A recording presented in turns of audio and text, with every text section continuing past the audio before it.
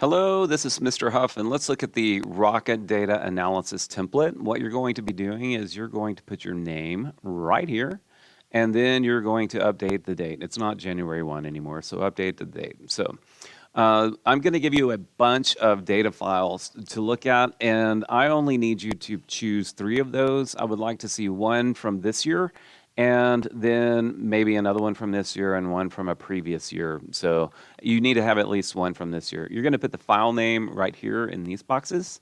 And then also right here where it says specification, I'm going to give you the data table. So you'll look up the data values from the A83 information on the data table I provide.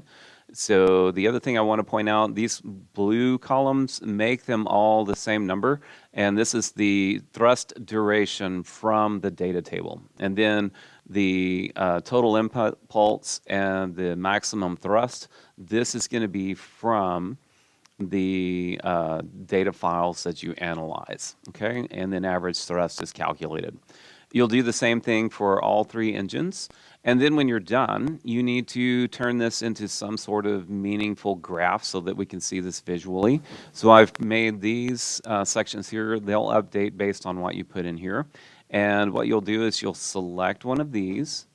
And all right, so what you're going to do is select this table from here to here, and you're going to choose chart. Let me scoot this over so we can see it.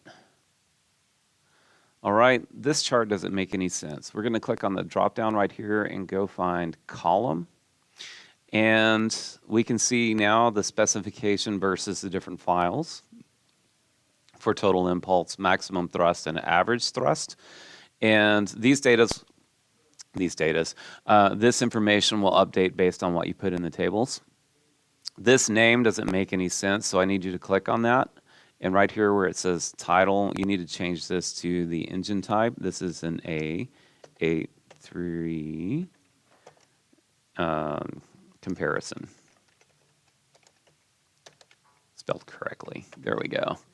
And that way we can tell what we're looking at. So you need to make a graph like this for each of the charts or each of the tables and arrange that so that we can see it.